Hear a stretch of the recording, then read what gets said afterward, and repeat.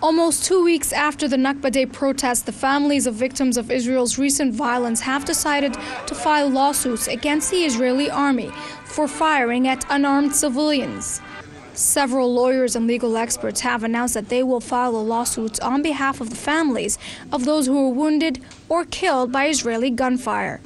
These acts are criminal acts to be added to the inexhaustible list of crimes and violations of the Israelis, by the Israelis, of the rules of customary international law and international conventions and treaties. In Lebanon, at least 10 people were killed and some 30 injured during the protests on Nakba Day, marking the displacement of hundreds of thousands of Palestinians from their homeland Palestine by Israel.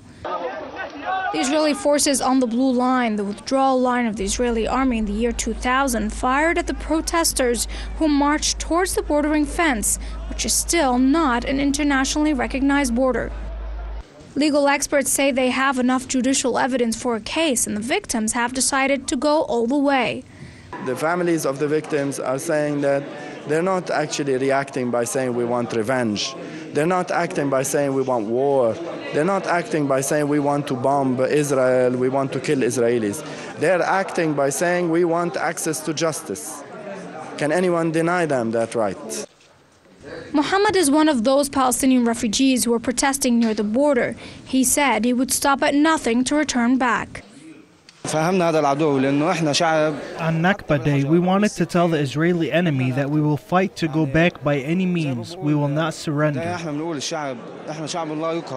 Many Western activists who took part in the Nakba protests blame the Western powers' support for Israel. They say this support is allowing Israel to continue with such aggressive behavior. I've been working in the West Bank and Gaza for 20 years now. And what is, of course, my responsibility is that the United States governments remain silent.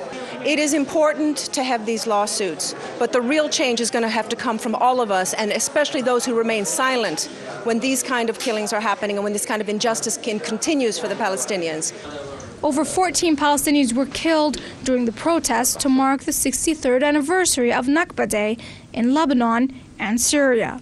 The lawsuits which will be filed by the victims of Nakba Day against Israel will not be the first, and although many of the victims fear that their rights will not be achieved only through the judicial system, they still believe that this will add to Israel's disrepute of constantly violating human rights. Mariam Saleh, Press TV, Beirut.